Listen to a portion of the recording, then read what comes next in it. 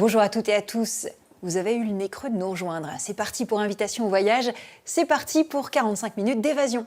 Et pour commencer, nous irons dans les Pyrénées avec deux amants qui voyagent incognito. Lui est marié, c'est une star de la littérature. Elle était comédienne et a tout abandonné pour lui.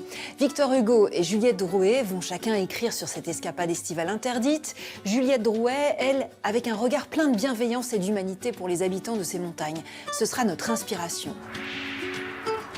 Si vous allez à Séville, on vous conseille d'y aller en avril pour la feria. Les femmes y rivalisent d'élégance dans leurs robes flamenca. Justement, nous reviendrons sur l'origine de cette tenue andalouse, plus politique qu'elle n'en a l'air. La recette du jour, c'est en Écosse qu'on l'a trouvée, près de ses chèvres.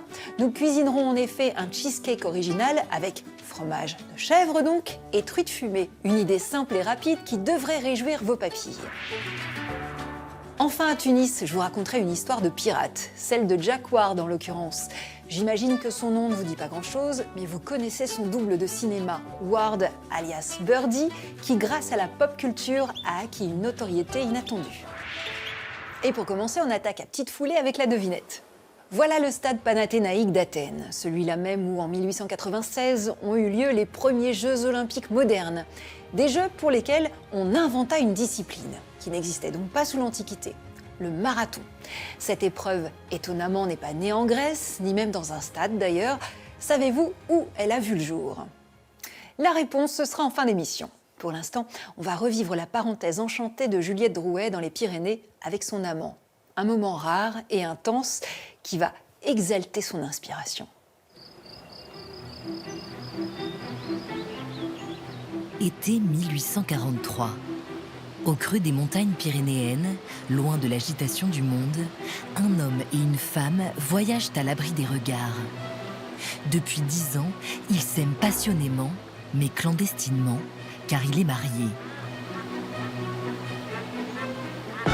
Lui se fait appeler Monsieur Go dans les stations thermales qu'il traverse, craignant d'être reconnu. Un pseudonyme qui cache l'un des plus grands noms de la littérature française, Victor Hugo. Elle, c'est Juliette Drouet, amante dévouée, comédienne qui a abandonné sa carrière pour marcher dans l'ombre de celui qu'elle considère comme son génie. Ce voyage, ils l'entreprennent chaque été. Mais cette année-là, quelque chose bascule. Juliette ne se contente plus de vivre cette fugue amoureuse, elle l'écrit. Pour la première fois, elle consigne chaque détail de leur périple. Son récit dormira plus d'un siècle avant d'être enfin publié en 1956. Juliette Drouet aux Pyrénées.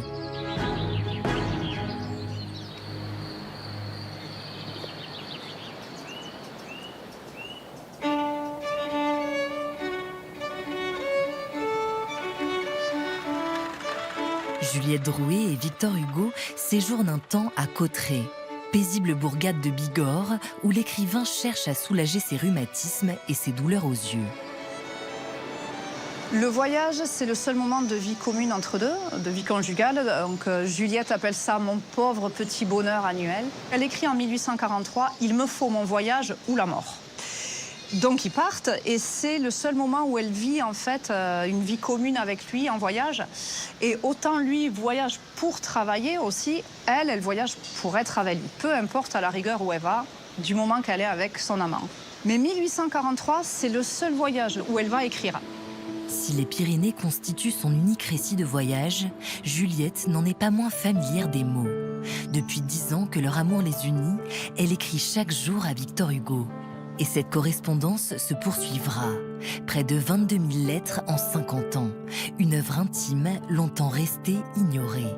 Toute la chronologie de mon amour consiste à vous avoir aimé la nuit du 16 au 17 février 1833, à vous avoir adoré la nuit du 16 au 17 février 1834, la nuit du 16 au 17 février 1835. Je pourrais même vous faire l'histoire de mon amour, jour par jour, heure par heure, minute par minute. En 1843, Juliette a 37 ans et voit rarement le grand homme de 41 ans, accaparé par ses romans, sa famille et d'autres amantes. Mais elle endure sans se plaindre. Elle sait ce que coûte une place dans le monde, surtout quand on est issu d'un milieu modeste. Alors Juliette Drouet, c'est une femme qui s'est faite toute seule, on dirait ça aujourd'hui. C'est une orpheline, elle perd ses parents très tôt dans la toute première année de sa vie. Et d'ailleurs, c'est pas son vrai nom, elle s'appelle Julienne Gauvin et c'est son oncle qui s'appelle Drouet qui va l'élever et qui va très rapidement la placer en pension. Un passage de sa vie qu'on va retrouver d'ailleurs plus tard chez Victor Hugo. Ça fera l'histoire de Cosette dans Les Misérables, placée en pension aussi. Pendant qu'il suit sa cure, Juliette explore ce village situé à quelques kilomètres au sud de Lourdes. Un village alors en pleine métamorphose. Les chantiers d'hôtels et de restaurants se multiplient de part et d'autre de la rivière.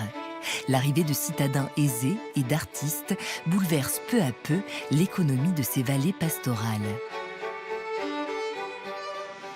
Et Juliette va commencer à voir le changement dans l'architecture. Elle voit la construction des nouveaux thermes.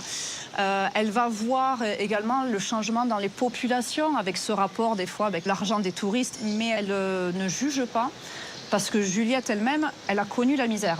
Donc quand elle voit qu'on cherche à profiter d'elle en tant que touriste, elle sait ce que c'est que d'avoir faim. Elle sait ce que c'est de devoir s'en sortir comme on peut.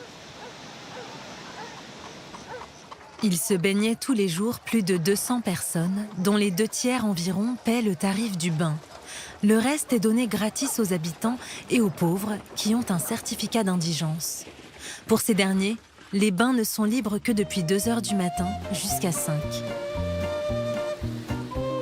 Plutôt que de se laisser absorber par les paysages, Juliette Drouet prête attention aux habitants de la vallée. Elle s'intéresse à la condition des porteurs de chaises, ces hommes qui, à la seule force de leurs bras, véhiculent les curistes du bourg jusqu'au terme excentré. Son récit dévoile également un Victor Hugo intime et inattendu, celui qu'elle appelle Toto. Un homme un peu gauche, tentant sans succès de payer le prix juste d'un trajet en diligence ou révélant malgré lui son identité à un curé alors qu'il cherche à rester incognito. Un récit vivant, truffé d'anecdotes, à 1000 lieues du ton solennel que Victor Hugo adopte dans son propre journal, publié sous le titre « Voyage aux Pyrénées ». Si on ne lit que Victor Hugo, on a vraiment l'impression que c'est un homme qui voyage tout seul. On lit Juliette, elle parle de Toto, donc de Victor Hugo. Victor Hugo, c'est je, et Juliette, c'est nous. Juliette Drouet et Victor Hugo s'éloignent un temps de Cauterets pour gagner les hauteurs. Ils découvrent le pont d'Espagne et ses cascades déchaînées, puis poursuivent jusqu'au mythique lac de Gaube. Finalement, aujourd'hui, c'est une journée comme Victor Hugo et Juliette Drouet l'ont trouvée, avec de la brume, de l'humidité, très peu de soleil. Et ça correspond tout à fait à leur passage au mois d'août 1843, puisqu'ils sont montés et qu'il y avait eu des inondations. Le lieu était très peu accessible à l'époque. Avide de comprendre ce qui l'entoure, Juliette Drouet cherche à s'initier à la faune et à la flore locale, aux côtés de celui qu'elle surnomme le guide Mathieu. Au pied du Vignemale, ce dernier lui parle des ours et des isards tapis dans les hauteurs. Il lui montre les rhododendrons et les églantiers qui colorent les pentes. Mais surtout, il lui révèle la dureté d'une existence façonnée par la montagne. Le guide Mathieu Soubihoussat qu'elle rencontre est fils d'un porteur de chaise. Il n'est pas encore guide, il est manouvrier, il est domestique, il peut aider pour aller chercher les moutons. On ne sait pas comment on va finir la saison, on est vraiment dans la précarité la plus absolue. Avec lui, Juliette Drouet découvre aussi les légendes locales, comme l'histoire poignante d'un jeune couple d'Anglais, à peine mariés, retrouvé noyé dans les eaux sombres du lac 11 ans plus tôt. Tout à coup, on entendit des cris affreux qui partaient de cet endroit. La femme criait au secours, mais malgré le courage et l'empressement de ceux qui étaient là, lorsqu'ils arrivèrent à l'endroit d'où partaient les cris, ils trouvèrent la barque vide. Les vêtements de la femme flottaient encore sur l'eau, mais le mari avait disparu. Elle explique comment ils se sont noyés et puis au fur et à mesure vont se greffer d'autres versions qui vont nous montrer une jeune Britannique infidèle, une imprudence. Donc toutes ces différentes choses vont s'amalgamer, vont former une légende. Pourtant, Juliette Drouet se garde de toute dramatisation. Peut-être parce qu'elle connaît trop bien pour en être la cible le poids des rumeurs et des jugements. À la manière d'une journaliste, elle consigne dans son carnet les différentes versions de l'histoire glanées au fil de son séjour auprès des guides et des aubergistes. Il m'a raconté une autre version beaucoup moins romantique, mais plus vraisemblable. La barque est très vieille, très mal faite, et le moindre poids l'a fait enfoncer dans l'eau. C'est ce qui serait arrivé à l'Anglais et à sa femme qui, comme je l'ai écrit, avait mis une très grosse pierre dans le fond du bateau pour empêcher sa femme de se mouiller les pieds.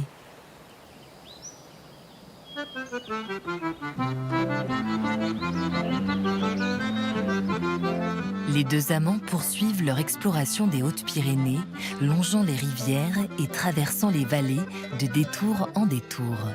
Le trajet se fait en diligence, en partie avec d'autres touristes.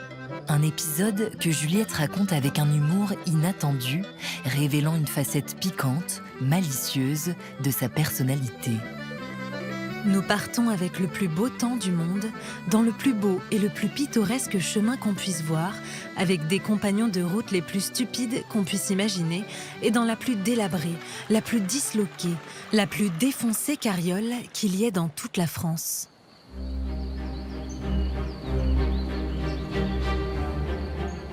Arrivée à Luz-Saint-Sauveur, Juliette Drouet découvre le château Sainte-Marie, une ruine médiévale qui attire les curistes en quête de sensations romantiques. Parmi eux, rôde Henriette, une paysanne rusée, toujours prête à soutirer quelques pièces aux visiteurs trop crédules. Juliette, lucide, ne s'en offusque pas. Elle saisit au contraire l'occasion pour mieux comprendre la réalité de la vie paysanne en montagne, régie par le droit d'aînesse. Cette règle d'héritage qui lègue la terre à l'aîné, qu'il soit fille ou garçon. Le droit d'aînesse, il a une incidence sur le statut de la femme, dans le sens où la femme, si elle est aînée, elle a le même statut qu'un homme. Elle hérite de la même manière et elle est considérée aussi de la même manière. Elle est chef de famille. Dans le creux de cette vallée pyrénéenne, Juliette Drouet découvre une société où les femmes sont l'égale des hommes, où elles décident de leur avenir comme de celui de leur famille. Un univers à l'opposé du sien, elle qui dépend du désir des hommes pour survivre. Mais cette autonomie a un prix. La vie en montagne est rude, harassante, bien loin du confort feutré des salons parisiens. Elle me dit que les travaux de la campagne tuent la beauté en très peu de temps. Surtout dans leur pays de montagne où tous les travaux sont rendus plus pénibles par la grêle, la neige et le vent qui y règnent les 3/4 de l'année. Cette femme, qui est toute jeune et très délicate, a déjà 5 enfants. Le plus jeune a 1 mois et elle le nourrit. L'aîné a 7 ans et garde les troupeaux avec son père sur le haut de la montagne. Et Juliette, elle arrive en tant que citadine avec une nécessité d'être jolie et bien présentée. Et elle rencontre des femmes et des jeunes femmes paysannes qui, elles, ont besoin d'avoir, pas de la beauté, mais un corps robuste, solide, qui peut travailler, qui est vraiment une interface avec la terre, quoi, qui est en lien direct avec la santé et la force. Dans une grange, sur les hauteurs du village, Juliette Drouet fait une autre rencontre, celle de la grand-mère d'Henriette. À travers elle, elle accède à un univers de femmes. Un monde discret, souvent ignoré dans les récits des écrivains voyageurs de l'époque, y compris bien sûr dans ceux de Victor Hugo, plus enclin à décrire les sommets qu'à s'attarder sur celles qui y vivent. Elle m'a dit que j'y trouverais sa grand-mère qui a près de 100 ans et qui va pieds nus malgré les prières de sa petite fille. Elle se porte à merveille et est encore très robuste. Elle prend soin de son vieux mari qui est paralytique et des petits-enfants de sa petite fille pendant que celle-ci surveille les moissonneurs. Elle considère chaque chose, elle observe tout. Elle nous laisse la possibilité d'être sur place avec elle parce que ça passe pas par son jugement ni par son interprétation. Tout ce qu'elle décrit est assez détaillé. Elle fait attention aux petites choses, elle fait attention aux petits gestes, à la manière dont s'expriment les gens et à les écouter bien.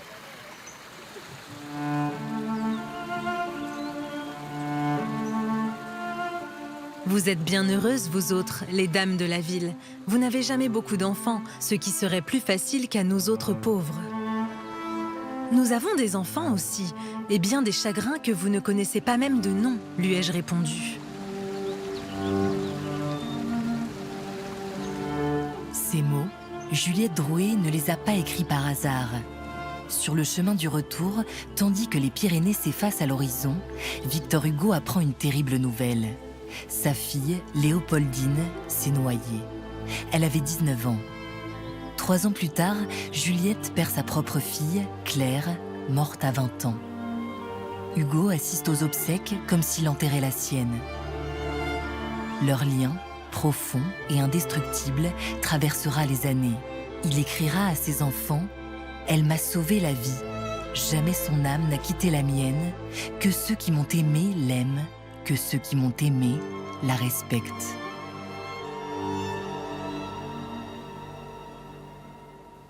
Dans les Pyrénées, Thomas Chauvineau, lui, a entendu parler d'une légende, celle d'une femme qu'on aurait retrouvée nue dans la montagne. C'est le clin d'œil. Elle est nue au soleil, complètement nue au soleil, mais aussi parfois sous la neige. C'est l'héroïne d'un fait divers qui a défrayé la chronique pyrénéenne au tout début du 19e siècle, auréolée aujourd'hui encore de sa part de mystère, car cette femme nue au soleil ou sous la neige, personne ne sait qui elle est. À la sous-préfecture de l'Ariège, on trouve une trace de son histoire. On la surnomme la folle de Vic-de-Sceaux, la folle de Montcalm ou la femme sauvage des Pyrénées. Nous sommes en 1807 quand des chasseurs la découvrent pour la première fois. La peau hâlée, les cheveux longs, en bataille, dans ce pays où on s'invente des tas d'histoires à propos des ours, on imagine très vite que cette jeune sauvage vit avec des ursidés qui la protègent. Comment une femme pourrait survivre autrement dans les Pyrénées glaciales ? Les chasseurs qui la rattrapent, avec bien du mal parce qu'elle est rapide comme un isard, décident de la conduire chez le curé. Bah oui, parce que quand tu trouves une femme nue dans la nature, tu l'emmènes à l'église.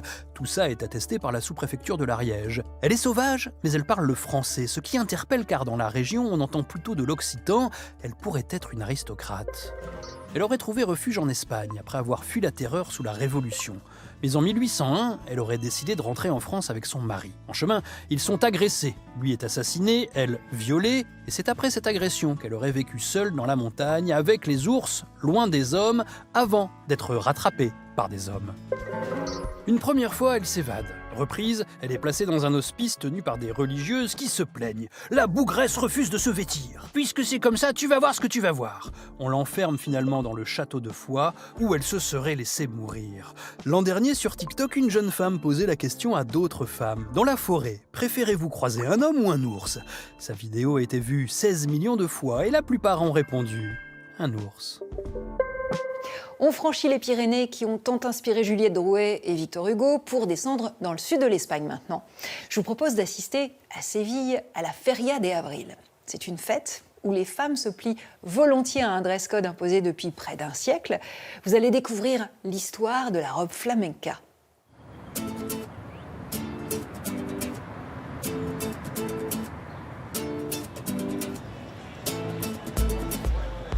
Aux portes de Séville, il existe une ville éphémère qui s'anime 7 jours par an. On y vient à tout âge, danser, chanter, en famille ou entre amis. Ce n'est ni une légende, ni un simple rendez-vous folklorique, mais une grande fête dont la beauté doit tout aux Sévillans. Ils passent de longs mois à en penser chaque détail. Il n'existe pas de femme laide en robe de flamenco, dit l'adage. Cette tenue traditionnelle que les Sévillanes réinventent chaque année raconte à elle seule les jeux de pouvoir et de séduction qui structurent la société andalouse depuis plus d'un siècle et demi. Du décolleté au volant, c'est toute l'histoire de Séville qui s'écrit dans les plis de cette robe.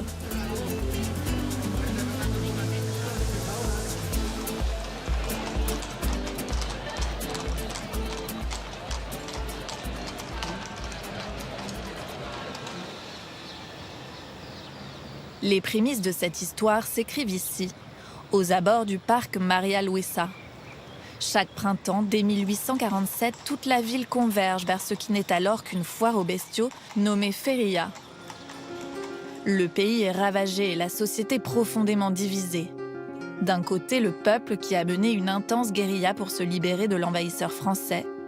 Et de l'autre, les aristocrates qui ont collaboré avec l'ennemi jusque dans leur manière de s'habiller, en adoptant la mode parisienne.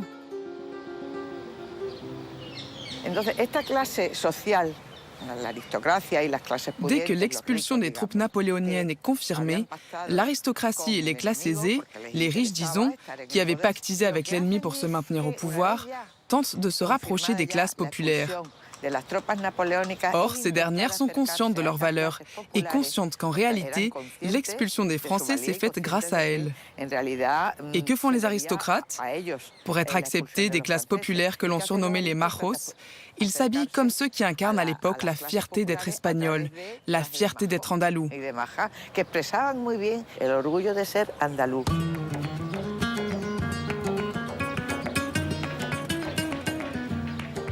La maja est une femme des classes populaires très intelligente, belle, pleine de charme, drôle et surtout capable de se moquer des señoritos, des riches, des aristocrates qui la courtisent. Elle n'a pas peur de rironner d'un prétendant fortuné, ni de lui préférer un prétendant pauvre, par ailleurs souvent mieux habillé que le riche.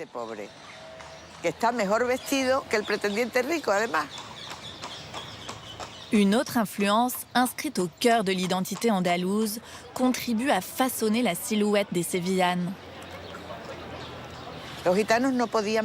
Les gitans ne peuvent pas porter leur tenue traditionnelle, car en Espagne, depuis le XVIe siècle, plus de 200 édits royaux interdisent l'utilisation de la langue et des signes gitans. Les femmes portent donc une variante du costume de l'époque, mais confectionnée avec des tissus beaucoup plus modestes, des motifs à pois et à rayures, et les quelques éléments de leur tenue traditionnelle qu'elles ont réussi à préserver. Elles tiennent leur propre petit stand où elles vendent des fleurs et des sucreries.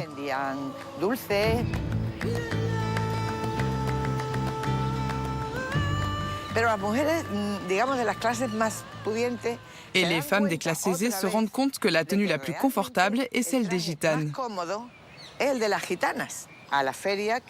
La feria est pleine de poussière. On y marche sur de la terre battue. Et on ne peut pas porter une tenue trop fragile parce qu'elle s'abîmerait énormément. Donc elles intègrent certains des éléments de la tenue des gitanes, en choisissant des tissus moins nobles et en reproduisant des coutumes gitanes, comme le fait de se lâcher les cheveux, de se faire des chignons avec des accessoires, ou encore de porter des châles brodés qui sont très flatteurs. C'est là que commence l'hybridation des deux styles qui donne naissance à la robe flamenca. À l'image de la robe, la place d'Espagne mêle les styles. Dès 1929, la feria investit ce décor de style Renaissance aux allures mauresques et aux influences vénitiennes.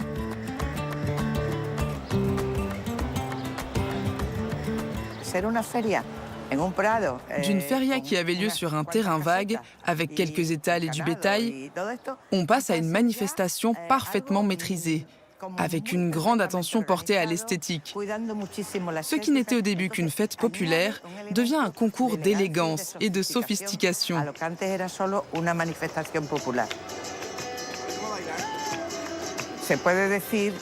On peut dire que l'inauguration de la place d'Espagne va de pair avec le début de l'âge d'or de la robe de flamenco, qui reflète elle-même l'élégance des lieux et la beauté absolue qui imprègne tout.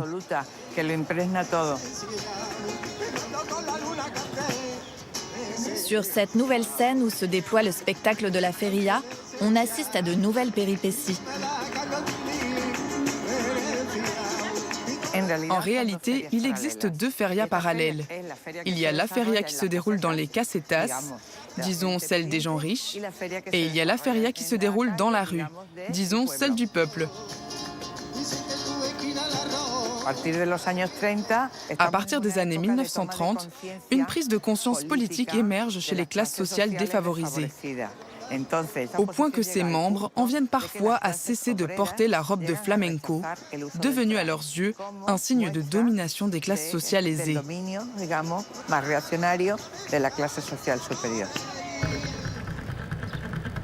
Quelques années plus tard, les deux Espagnes s'affrontent réellement et la guerre civile met fin à la feria. Une fois au pouvoir, Franco instrumentalise les fêtes populaires pour donner au reste du monde l'illusion que son peuple se porte bien, alors qu'il meurt de faim.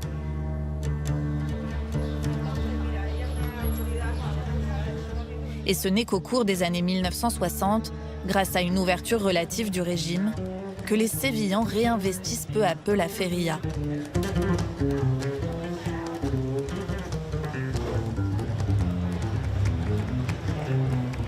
Au cœur du quartier historique de Séville, devenu le passage obligé pour dénicher tous les accessoires liés à la feria, un jeune couple, Marcelina et Francisco, entreprend dès 1960 de remettre la robe de flamenco au goût du jour.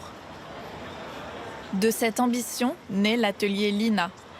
Aujourd'hui, leurs 2 filles, Rocío et Mila, perpétuent l'aventure familiale. Quand mes parents ont commencé leur carrière, le modèle de robe de flamenco qui était porté était vraiment simple. Leur talent principal a été de la rendre glamour. Ils ont commencé à chercher de nouveaux tissus, à rendre la robe plus élégante. Ils ont refermé les manches et ont conçu le châle comme un élément à part. Très vite, la robe séduit au-delà des frontières.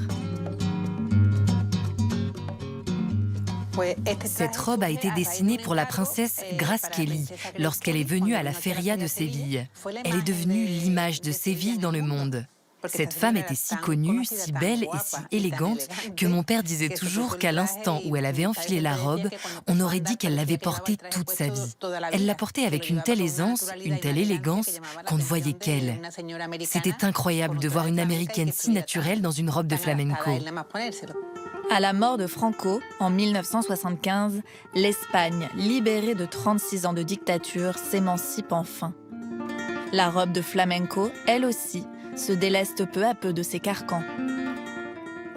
Cette robe reflète l'évolution des femmes et de leur bien-être. Les femmes commencent à devenir plus indépendantes, plus sûres d'elles, plus autonomes. Elles ont donc besoin de moins d'ornements, d'une silhouette bien définie qui leur donne un sentiment de confiance en elles. Elles n'ont plus besoin de tant de fioritures et de volants qui distraient visuellement. Elles veulent renvoyer une image plus essentielle.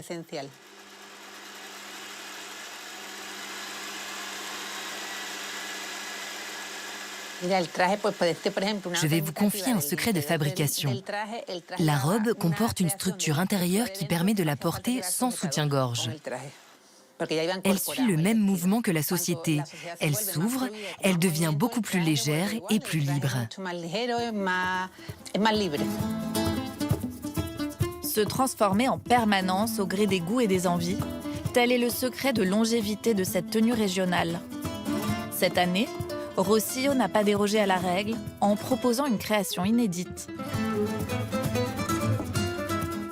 Plutôt que de rompre avec les anciennes règles, il s'agit de tracer de nouveaux chemins.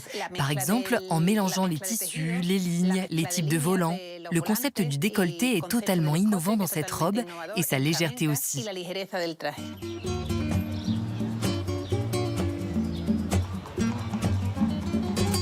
Quand vient le printemps et que l'heure de la feria a sonné, les salons des maisons se transforment en vestiaires où l'on suspend avec soin les robes, en veillant à ne pas froisser les volants patiemment repassés. À tout âge, on se prépare avec attention. Rien n'est laissé au hasard.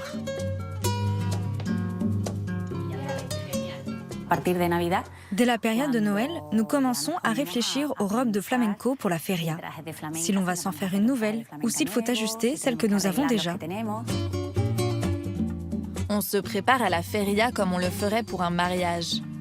Et ces instants pour Anna et ses 3 filles sont peut-être aussi joyeux que la fête elle-même. D'abord, je leur fais des chignons, je les maquille, je leur mets un peu de rouge à lèvres et ensuite des fleurs dans les cheveux. Puis, elles mettent la robe, le châle et bien sûr, les boucles d'oreilles.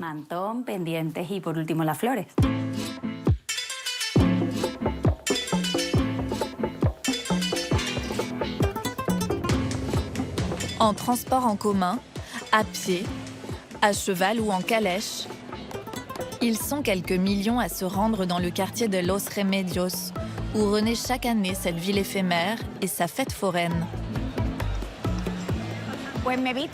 Je porte une robe de flamenco depuis que j'ai 1 an, car je suis née au mois d'avril pendant la feria. Et dès l'année suivante, ma mère m'a amenée ici et habillée en robe de flamenco. Je n'avais presque pas de cheveux, mais elle m'a mis une fleur sur la tête, des chaussures à pois avec des petits talons, un bracelet, des boucles d'oreilles et un collier. De la fin de matinée jusqu'à l'aube, on déambule dans les 15 rues où se succèdent plus de 1000 casetas, ces petites maisons où l'on trinque et danse au son des guitares. Elles appartiennent à des familles, à des groupes d'amis ou à des associations de quartier. Celle d'Anna porte un nom évocateur, les Infatigables. L'enceinte de la Feria de Séville devient pendant quelques jours une autre ville dans laquelle nous tous, les Sévillans, emménageons pendant une semaine. Ici, c'est un peu comme le salon de notre maison. Nous avons aussi une cuisine, parce qu'ici, nous déjeunons, nous goûtons, nous dînons et nous invitons tous ceux qui viennent à la Feria, nos amis, notre famille et ceux qui viennent de l'étranger.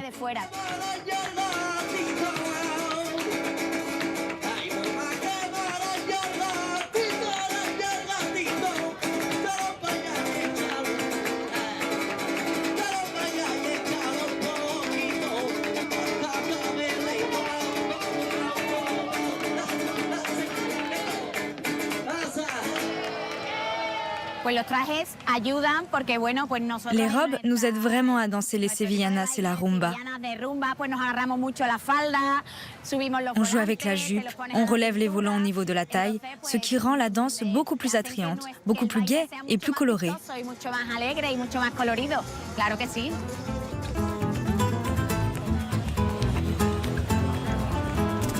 À Séville, qu'importe le nombre de volants que l'on arbore ou le milieu dont on est issu, on sait quelques jours par an partager ensemble la joie de la fête.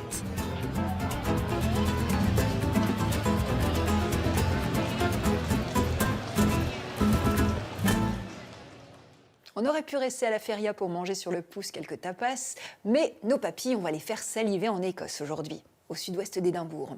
Morven nous attend dans une ferme réputée de la région. C'est ici qu'elle va récupérer l'ingrédient principal de ses cheesecakes à la truite fumée.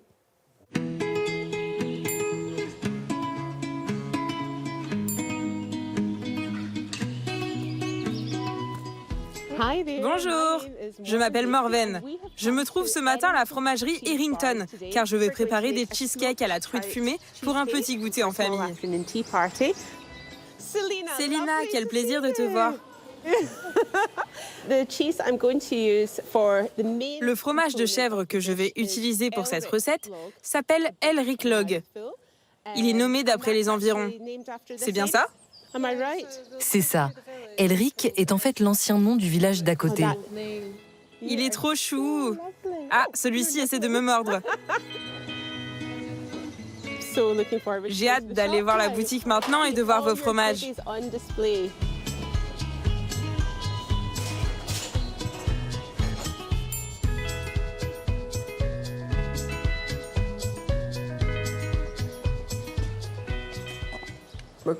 On va utiliser des galettes d'avoine, peu importe lesquelles, pour faire la base de nos cheesecakes. Si vous n'en avez pas là où vous vivez, des biscuits salés feront l'affaire. On va les mixer finement.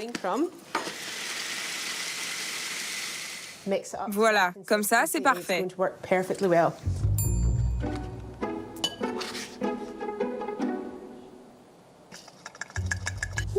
Assurez-vous de bien mélanger pour pouvoir former une base solide.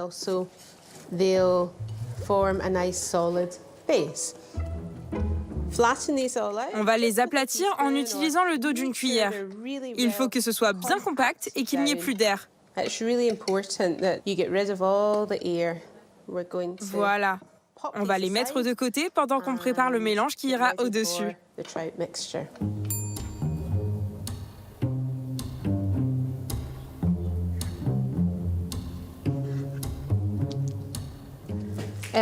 Ensuite, notre fromage de chèvre.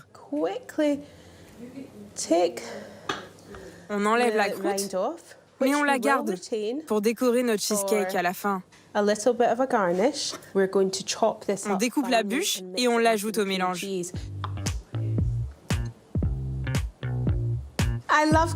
J'adore cuisiner. J'ai tenu un café pendant près de 20 ans. J'étais toujours à la recherche de nouvelles recettes ou de nouvelles idées. C'était très important pour nous d'utiliser des produits locaux. On ajoute maintenant un peu de confiture de piment, disons une cuillère. Puis le jus d'un demi-citron. Ça sent super bon. C'est parfait, vraiment.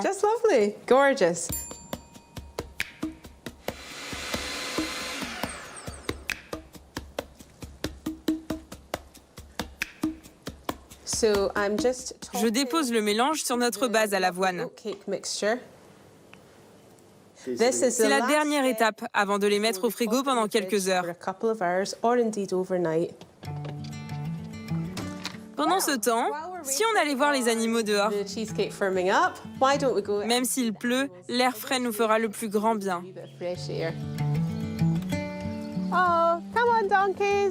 Les ânes, venez, j'ai des pommes pour vous. On dirait qu'ils se sont roulés dans la boue. Tiens.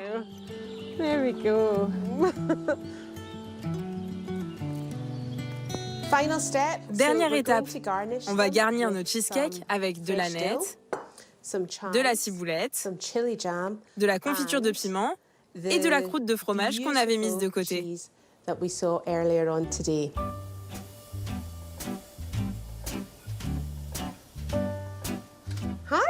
Salut tout le monde! J'espère que vous allez adorer mes cheesecakes à la truite.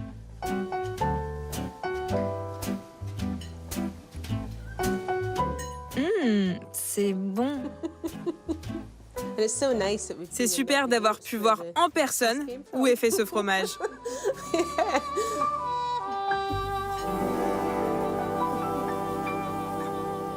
Si je vous dis à présent que ce pirate, c'est pas simplement un personnage de fiction. Vous me suivez jusqu'à Tunis pour en savoir plus?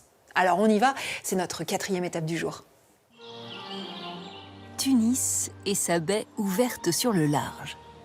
Un littoral chaleureux, prisé des Tunisiens et des touristes qui hébergea il y a bien longtemps des personnages moins fréquentables.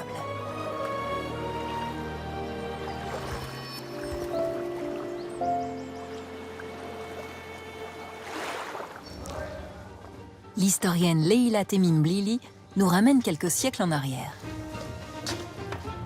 Règne alors en Méditerranée le corso, ou guerre de course, d'où vient le mot corsaire. Une bataille rangée se met alors en place sur l'eau.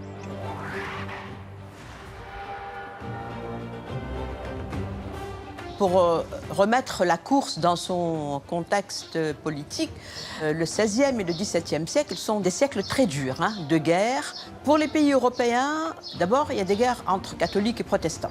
Et sur un deuxième plan, il y a une guerre religieuse entre chrétienté et islam. L'islam étant représenté par l'Empire ottoman. Depuis son palais de la Médina, Osman Bey, le chef des janissaires ottomans de Tunis, voit une formidable opportunité quand débarque un certain Jack Ward, surnommé Birdie.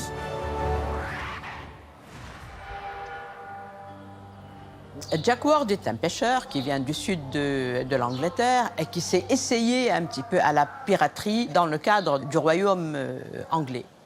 On ne doit pas oublier une chose, c'est que ni l'Empire ottoman ni le Maghreb n'ont de tradition maritime.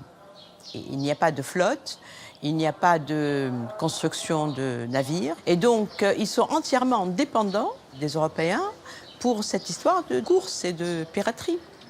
Othman a besoin de Jack Ward pour faire la course et notre renégat a besoin de Othman Bey alors pour être soutenu localement. Donc c'est une relation, je dirais, d'interdépendance et de clientélisme. Mais qu'est donc venu faire ce drôle d'oiseau en terre africaine? En 1588, lorsque l'Espagne tente d'envahir l'Angleterre, Jack Ward et de nombreux autres pêcheurs sont embauchés par la reine Élisabeth Ier pour devenir corsaires. Leur mission, attaquer et piller les navires appartenant aux Espagnols sur toutes les mers. Mais lorsque le roi Jacques Ier d'Angleterre monte sur le trône en 1603, il conclut un accord de paix avec l'Espagne. Un bouleversement pour le corsaire qui perd tout et vole un bateau pour faire voile vers Tunis. les pays barbaresques, comme on disait à l'époque, les pays du Maghreb, mais offraient des possibilités d'ascension absolument extraordinaires. C'est inouï.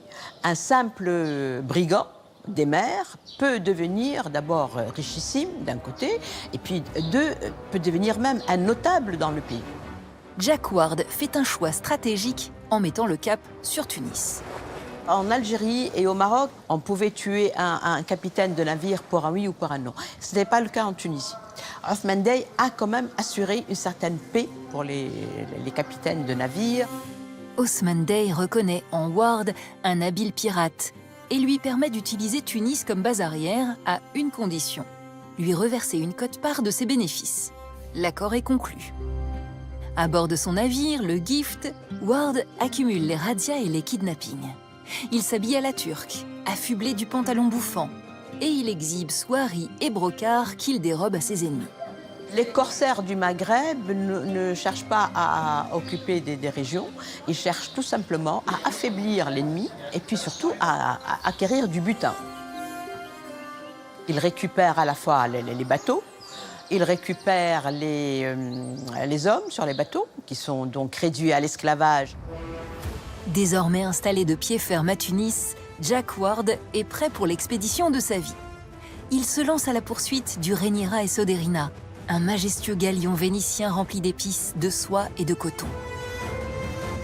Après une bataille épique, Ward s'empare du vaisseau et voit ainsi son prestige encore augmenter.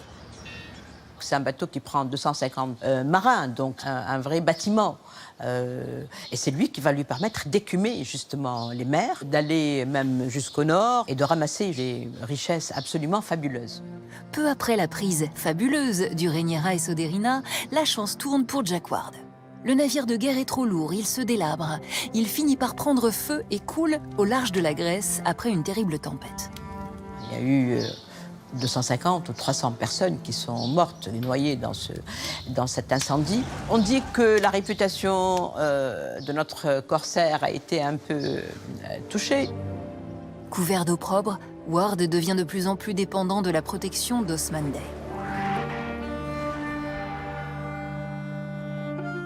À la mort de son protecteur, il se convertit à l'islam et prend le nom de Youssouf Raïs. Il devient un chrétien converti, un renégat. Mais s'il finit sa vie dans la décadence, emporté par l'alcool et la peste, son histoire devient une légende et irrigue la culture populaire. Jack Ward a beaucoup inspiré parce qu'il a eu la chance que quelqu'un lui a écrit sa biographie. En Grande-Bretagne, il devient le sujet de pièces de théâtre, de ballades et de livres qui, à leur tour, diabolisent et romantisent ses exploits de pirate. Bien plus tard, un certain Jack Sparrow apparaît au cinéma. Excentrique, flamboyant, rebelle, Sparrow, en français, signifie moineau. Un point commun avec Jack Ward, surnommé Birdie.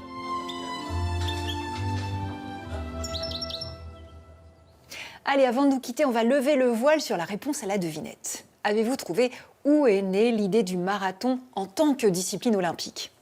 Eh bien, ce n'est pas du tout en Grèce, mais à Paris, dans le quartier latin, à la fac. C'est en effet à la Sorbonne qu'un comité est créé en 1894 par le baron Pierre de Coubertin pour réfléchir à des Jeux olympiques modernes. Beaucoup d'épreuves antiques veulent être conservées, comme le saut en longueur, la course à pied ou le lancer de disque. Mais pour donner aux JO une nouvelle identité, il manque quelque chose. Michel Bréal, un professeur au Collège de France, suggère d'ajouter une course d'endurance qui rendrait hommage au passé glorieux de la Grèce. Par exemple, une course qui ferait penser à la légende de Philippides. Ce soldat aurait couru 42 km entre la ville de Marathon et Athènes pour annoncer la victoire des Athéniens sur les Perses en 490 avant Jésus-Christ. Le marathon olympique était né. Et si sa distance est aujourd'hui précisément de 42 km 195, c'est à cause des Anglais et du roi Édouard VII. Mais ça, c'est une autre histoire. Pespalt.